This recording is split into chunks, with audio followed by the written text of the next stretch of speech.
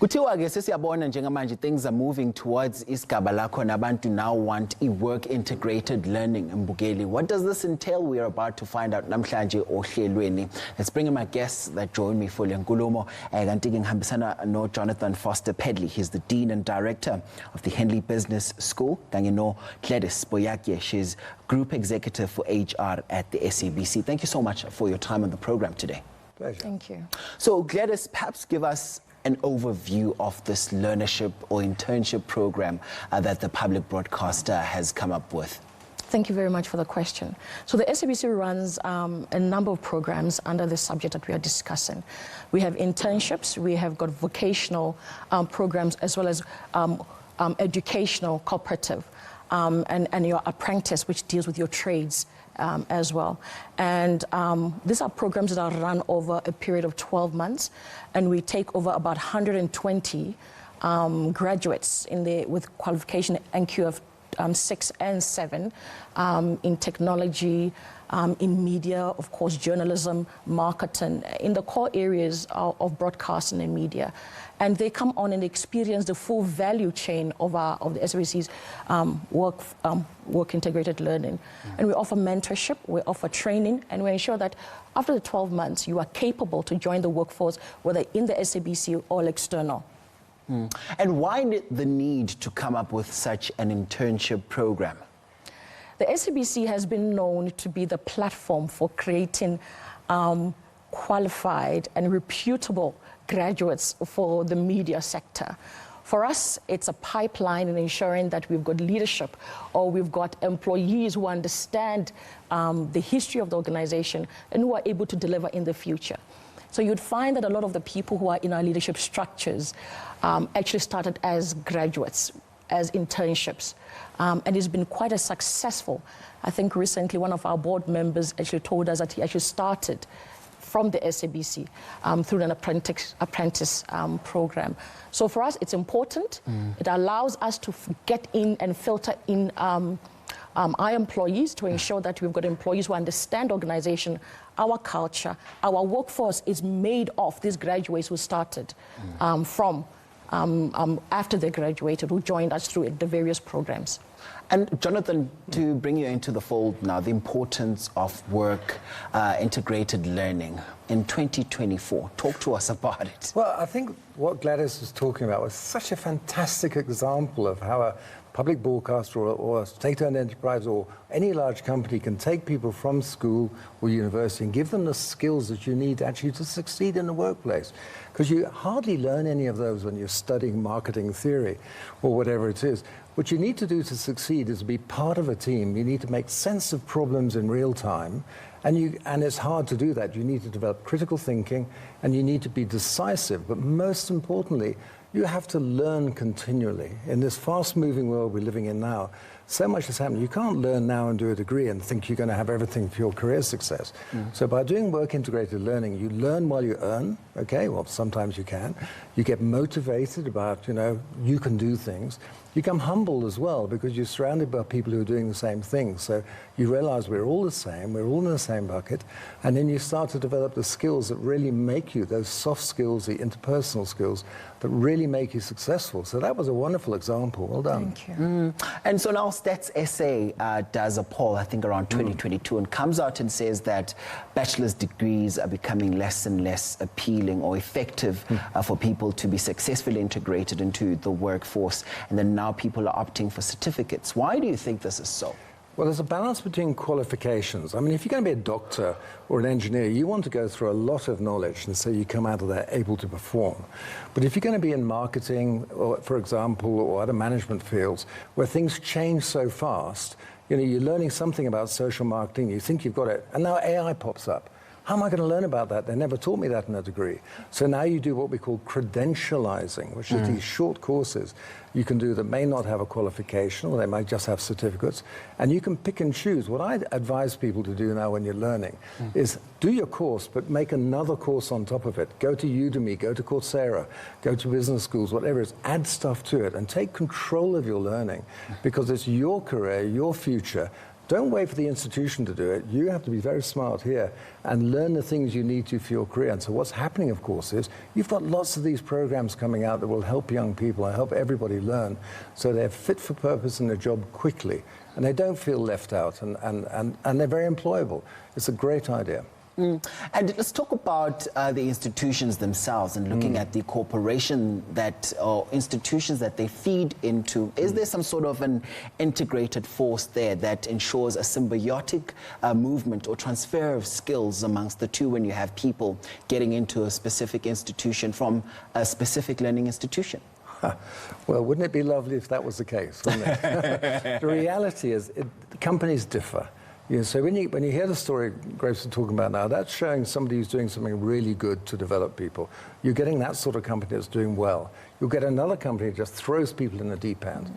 And it's so stupid because you're taking people with so much potential and you're letting them crash early in their careers. Sometimes it takes years to recover. You've got to nurture and help people. If you want your company to be successful, you have to get the right talent with the right motivation. And you have to learn how to help people. And the world of business is hard sometimes. I don't mean it's all about profit, but it's unforgiving. You need to get things going. But what you want to do with young people and people coming to the workplace, you don't want them to make big mistakes. You want them to make small mistakes which you catch early. And that's why you need the mentorship and the guidance. And you need a group dynamic among the people who are learning so they help each other as well. We think business is about competition. Actually, it's much more about collaboration. And that's what we need to teach. And get us to zone it back into this internship program. I know there are people who'd get into an internship program, perhaps they put in marketing and they feel, you know, marketing is maybe not for me. And then they moved to another department and they still feel maybe the digital department is not for them. Do you rotate them? Maybe give us a bit of an overview of the nuances of the internship program. So that's what we do. We give an opportunity to our graduates to determine where their feel is. Often the qualifications that we come into the organization with is not the experience that we pick up to the end. So they are rotated in divisions, across divisions, to see where their feel of comfort is as far as picking up skills and you know, comparing their capabilities. So we allowed that, and moreover, there is a very strong mentorship. Each graduate is paired with a mentor in the organization, and there's a program, a structured program that they go through to enable them to have continuous conversations. So are they then guaranteed employment with the public broadcaster after that? This is the exciting part with our program. We have an arrangement and a commitment to absorb about 75% of our graduates. And we do absorb them. Some of them, after the program, are quickly recruited by other media houses, and because they know our program is that competitive and that good. So we absorb a lot of them, and what we do is we actually identify positions in the organization that is just for interns who have gone through the 12 months and have been successful. So we do have that, and we ensure that, you know, they are provided with the skills, training to make them successful all throughout. Okay, do they get a stipend in the process? Yes, they do get a stipend. Right. They do get a good stipend, I think comparable to some of our competitors. So they do get a stipend when they're in the SABC. And Jonathan, to bring it back to you, you know, it's a highly competitive professional world out there. And I'd assume that there is obviously a need for people to constantly be shifting and changing with the times and upskilling themselves. How often do you have to be doing that? All the time. You see, this is the thing we never get. To get a university qualification, you get a job. But having a job and a qualification isn't the same as having the skills. And developing, it's like buying a gym membership. Unfortunately, I buy gym memberships and don't go to gym enough. You know, you obviously go to gym a lot. Okay, lucky you. But if you don't go to gym, you don't build the muscles, you don't get the skills. So in your career, you've just got to keep trying all the time. So yeah, it's an entry ticket, but it's not a success ticket to have a qualification. You've got to keep learning. And there's nobody who's going to help you except you. So unless everybody here and you, unless you take charge of your own learning and think, this is my destiny, my future, I'm going to have to learn all the time. Learn how to journal all the time. keep notes, learn how to talk to people about what you're learning. Think of everything you're doing as another skill set. And don't think it's so complicated. We've all got the same brain. We're all more or less the same level of intelligence. I'm sorry to say, but it's true. So use our intelligence in the same way. Here or in any other country, we're all pretty the same. You can really keep learning those skills. And what happens is the more you practice it, the more you learn, the more you understand what your brain can do, and the more exciting it becomes. So the whole journey of learning is an amazing liberation, actually. Yeah, and a continuous one. And you're in charge of it, nobody else. So seize it and don't let anyone steal your destiny. Yeah, let's park it here for now because we need to take a quick break. Mbukele siyabuya emva kwalokho as we continue with this very important conversation. Hlala nathi khona la ku Daily Thetha.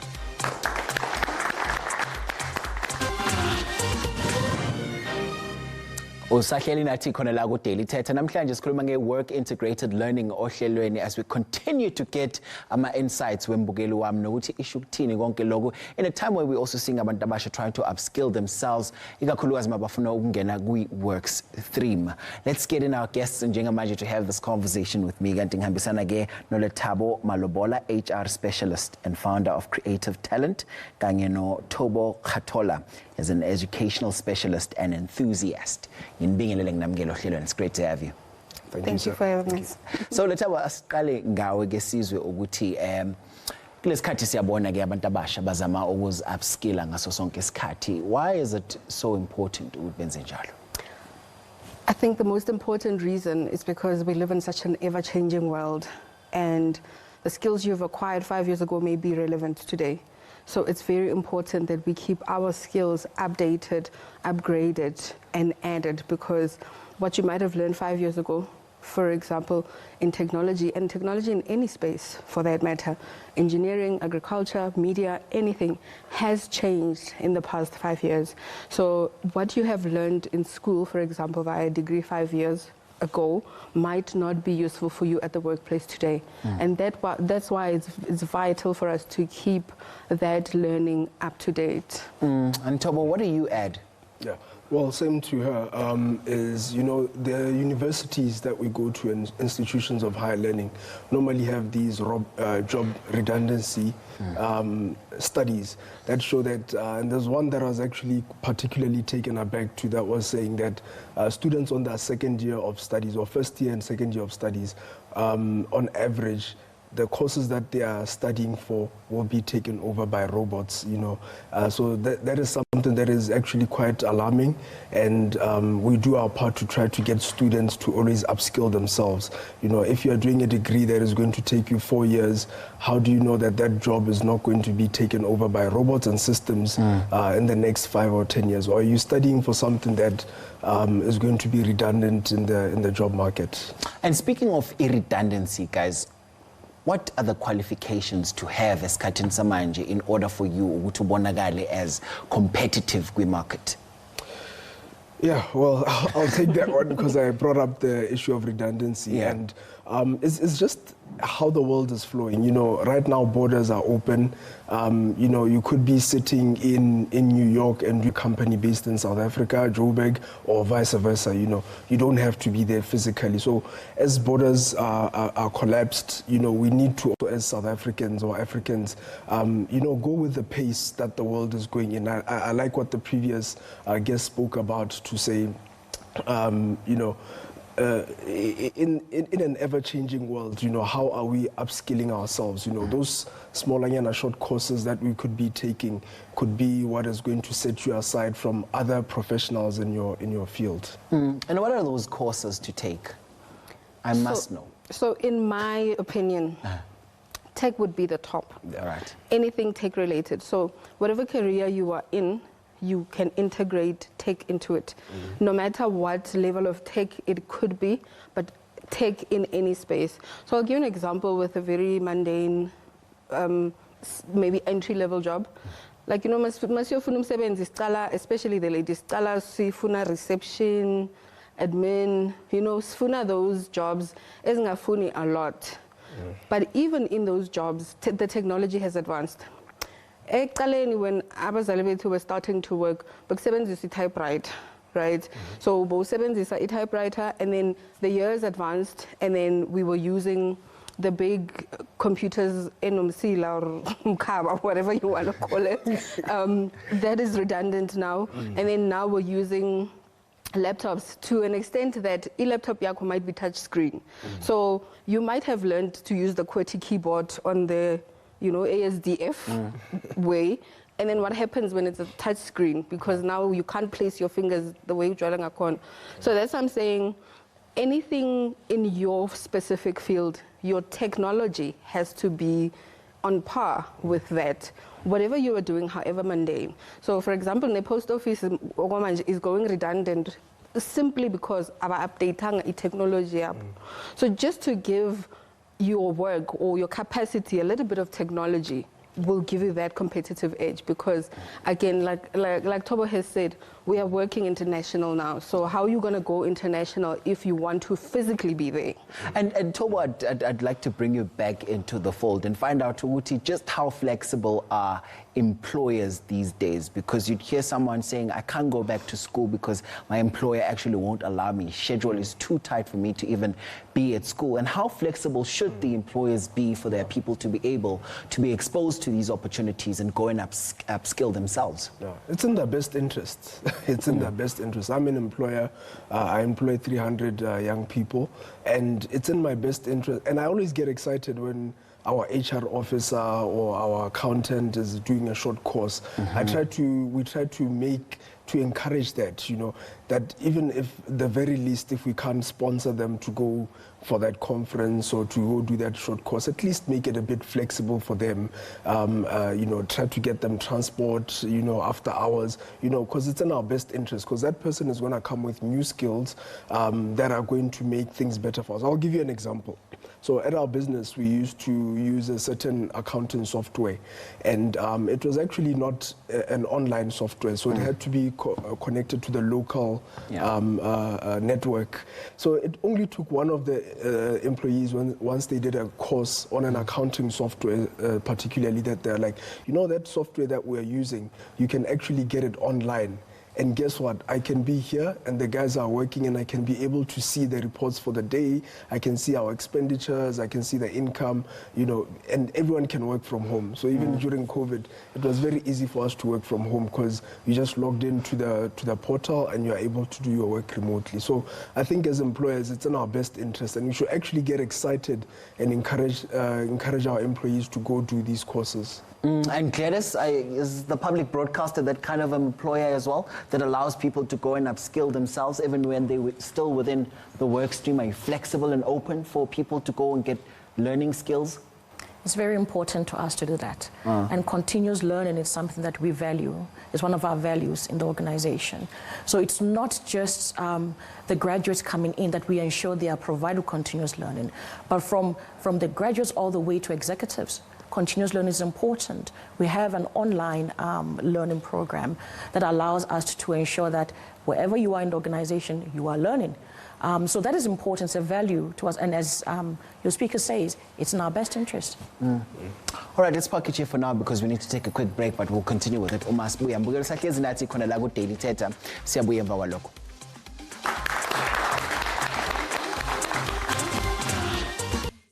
Is to make sure they apply work integrated learning. The industries that still apply work integrated learning, it can be accounting, engineering, law, and many more. Engineering, I do laws, and I do work integrated as a module, so law, engineering, film industry, filmmaking, advertising. Accounting industry.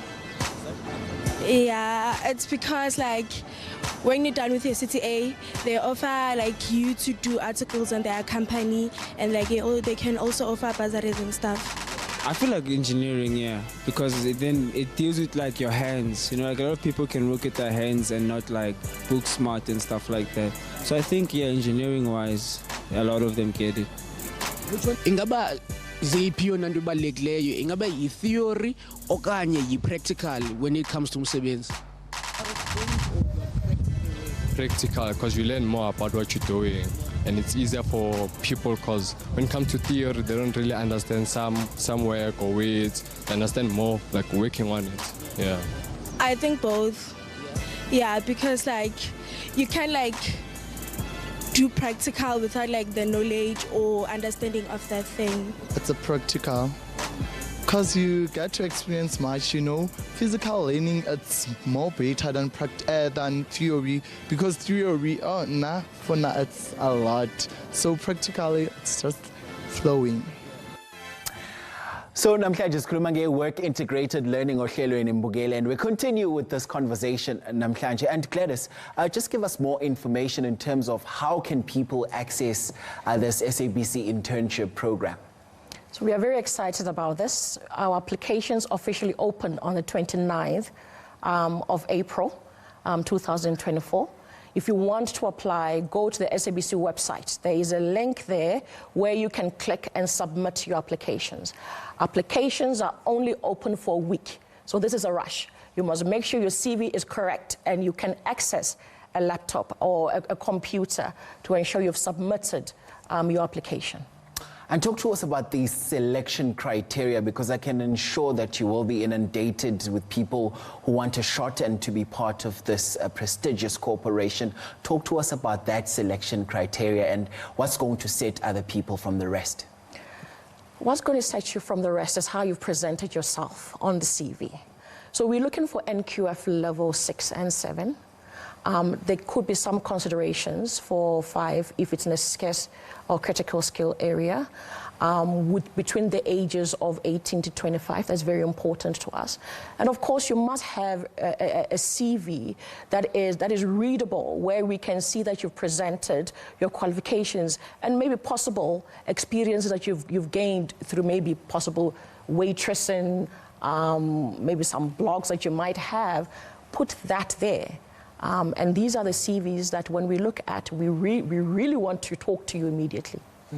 And Jonathan, what does the future of work look like? And is this something that is now being provided in our institutions of higher learning at all? Well, the OECD a few years ago did a report on South African universities and South African workforce, and only 55% of the current workforce has the skills for this economy, let alone the next economy. So what's going to happen in the workplace is a lot of generic skills will still be there. Engineering, law, a lot of good workplace skills will still be there. Good management is at a premium. Everybody wants to be an engineer or a leader. Nobody wants to be a manager. But your success is through managing projects and people and problems. So learn how to manage. And then on top of that, you're going to have a lot of technological change that you need to get on top of. But it's not the silver bullet. Just learning technology will not give you a good career. You've got to learn how to organize people, get the best out of people, understand how to use money, because every business is about creating value for somebody. It's not about profit. You create value. Profit is a necessary consequence of that. So how do you create value? How do you imagine? How are you creative? How do you experiment and create new products and things? So if you get that mindset and practice it, you start to grow a career and a usefulness. And the other skill that everybody has to have is what Barack Obama said in a very, very good video. The people who he really wants are the ones who say, give it to me, I'll get it done. Leave it with me, boss, I'll sort it out. Those are absolutely gold dust. If you're that sort of person, come and work for us because we want you. It's exactly the case, and everybody will say that. And the thing about organizations and companies, they need people to be skilled. They're not doing you a favor by training you. They need you to be. So, push them, ask for more skills. Don't be so humble you're waiting for that. Be proud of yourself and grab skills and make an activist thing for yourself. Make something of yourself. Vigorously go for that corner office. You bet. Yeah. Let's bring it to this side for some more audience engagement. I know there's some questions and contributions. Sawubona. Sawubona njani? Ngiyaphila. Ngiyaphila nami. So I wanted to ask ukuthi mawumuntu yenzile matric ne, and you mentioned something ukuthi i-bachelor is no longer as appealing as it was before. That's according to a survey, yeah. Yes. So I want to know if you didn't even get a bachelor, but you do want to make something ngempilo yakho, like you want to do something ngempilo. So what do you do then? Because ama varsity no more big AP score yakhona, like for cause tatanyana gahle. Sorry to say that if it's offensive. You need AP score nyana ephakeme. So what happens if umuntu akanayo lento le, but I do wanna do something in empilo yami? Okay, maybe Toby, you can take that since you're in the HR space, yeah? Yeah, please pass the microphone to him. Yeah. Yeah, that's a good question. And yeah, just to start off, you don't really need to have a degree because like the whole purpose of this is to just say that, you have to really upskill yourself. Upskilling in the sense of knowing how to do the job, whatever job it is. And, we should also just start to dignify entrepreneurship because, you don't need to be employed. Most of the time we think, you need to get, because that degree is just for you to get, it's a passport for you to get in the door of the corporate world. But if you know how to do something naturally good at, and you are able to take a short course, some 6 months, 1 year, and you are able to just upskill yourself just to have a bit of credibility. The main thing is to get a customer, 2 customers, 10, 100, and before you know it, you are even doing better than somebody with that degree that you desire. So that's my 2 cents. Okay. More audience engagement. Someone. Sanbonani, igama lami ngu-Sweetness Lenaba.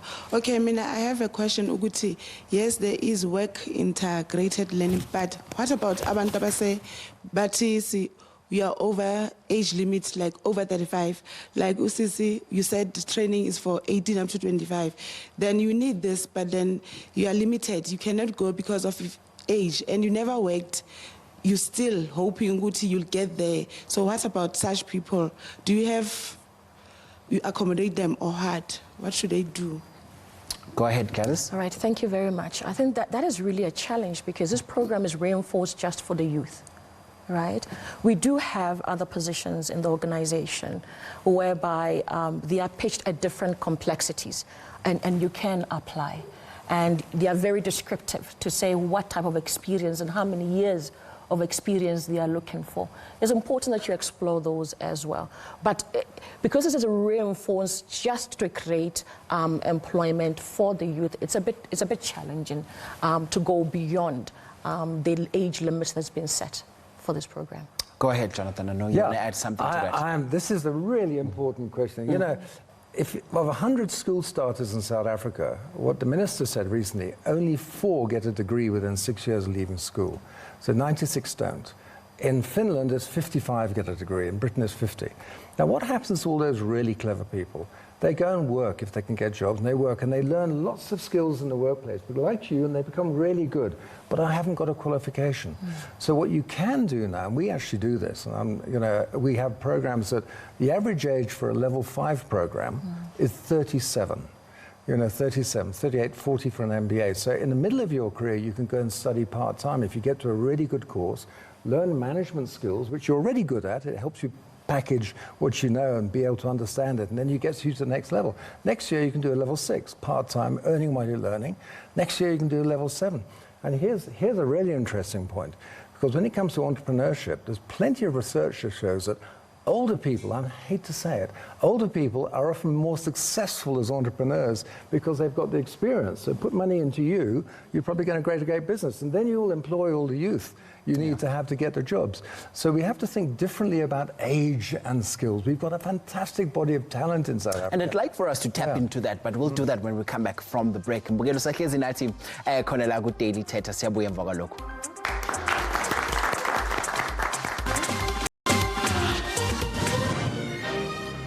So kuthiwa in an attempt to stay competitive, izikhungo zemfundo ephakeme mbukeli wami are also trying to integrate work learning education ukuqinisekisa ukuthi abantu are upskilled mabazongena ku workforce. So essentially those are the conversations esinawo namhlanje ohlelweni. I want to quickly circulate to the audience just one more time. Sikubiyela sikwamukela.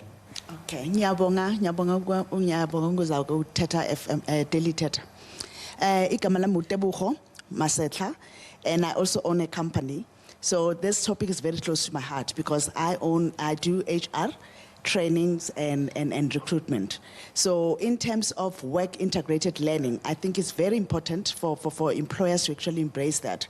But what I also wanted us to stress more is how important does it make the employee to feel? Because when we give them the skills that they need, they feel valued. They feel that they can apply the skills that they have actually been given to the workplace that they need to actually, they are able to actually even execute their job responsibilities because they know what is it that is expected of them. And even for the employer as well, it works both ways because when it comes to the point of performance appraisal, they're happy to actually even evaluate them because now they can evaluate based on what they've imparted to them as the skills put in place. And they don't need to go back to their SOPs and double check and cross check. Correct, because that has been put in place. So both the employer and the employee are actually covered. So it's very imperative for employers to actually embrace this. Now, going back to what you've also said, to say that, most of the graduates are actually, despondent in terms of saying, we have the qualifications, but what can we do with it? It's because of companies don't want to embrace them and give them the skills that are needed. But if maybe we can have the mind shift to say, they have the qualification. Let's rather maybe have programs like, expand on programs like SABC, the learnerships, the trainings, the one-year courses that Togo spoke about, just to have them, even because some of them, they're actually even volunteering to actually give out their skills so that they can have the skills, you understand? So you can actually, even an employer say, okay, fine, I will meet you halfway in terms of the transport costs, I will meet you halfway in terms of the lunch, but then the skills that I'm going to impart to you are very important and they're last longing. Thank you for that beautiful point. And Penelope, to bring it back to you, let's just get your reflections and final comment on this topic that we were talking about today. I think I got so much insights from our guests across the board. Let's hear some of your reflections as well before we wrap it up. Okay, so as I'm the founder of Farm to Table, I'm also upskilling, or rather giving opportunities to aspiring farmers. Right. So, and I work with Eguruleni Agricultural College. We get people that are skilled to then learn about farming practically now, right? So, as I mentioned before, that I'm mostly on the practical side and giving opportunities to aspiring farmers and entrepreneur. You did mention something about entrepreneur. I'm about that. I'm about pushing the youth to start their own thing, because I'm also part of it, and I know how difficult it is for you to start or to even refer yourself to anyone that can help you. Even if you have the skills also. That's why the failure rate for most businesses is so high in the country as well. Yanga, sesi wrap up from just your quick parting shot as well. I would actually mirror a little bit of what Jonathan is saying. Take every opportunity, even though it looks like it might not have your name on it. Pursue it relentlessly and with enthusiasm. No matter shame, just put your hand up. Metabo? With me, I'm with Penelope on this one. And I don't remember the narrative about the companies coming on board, but also for the youth to be more proactive. So there's a lot of despondency that is spreading, and a lot of it is very valid, but a lot of it is too much and exaggerated. So Tobo made a good point about entrepreneurships. Entrepreneurs will take free or cheap labor any day. So we will, if you walk into my office today and say, what can I help you with for half of what the salary is, I will take that running. The problem with the youth, we want to work for the SABCs, but we all start somewhere. We all need to start somewhere. So the despondency needs to be less. Look for the entrepreneurs, look for this puzzle shop, look for the small accounting office, look for those people. They will give you the opportunity to learn what you need to learn, instead of chasing that learnership that you might or might not get. And this lady said something about just after matric. That's exactly the way to go. When I left school, high school, I didn't have money for university. I could have been despondent and thought, oh, I'm going to sit with my matric, but I went and found an entry-level job that can help me fund my schooling. So with that, and that's how I ended up in HR, by the way. I worked as an HR admin without the qualification. So the despondency needs to be minimized. All right. Listen, thank you so much, guys, for your insights. I appreciate them today. Thank you so much for joining us on the program. Sibonga audience yethu, sibonga nakini lapha emakhaya ukuthi nibe nathi ohlelweni namhlanje. Kuze kube ngokuzayo. Saleh.